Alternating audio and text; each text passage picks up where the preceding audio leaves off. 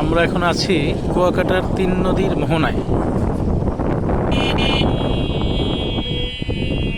এ হচ্ছে গমা গাছ আঞ্চলিক ভাষায়, যার পাতার কষ যদি হাতে লাগে হাতের চামড়া উঠে যায়, আর চোখে গেলে চোখ নষ্ট হয়ে যায়। এত শক্তিশালী এই গাছ, অ্যাসিডের মতো বিষক্রিয়া করে এই গমা গাছের কষ। আর এই সৌন্দর্য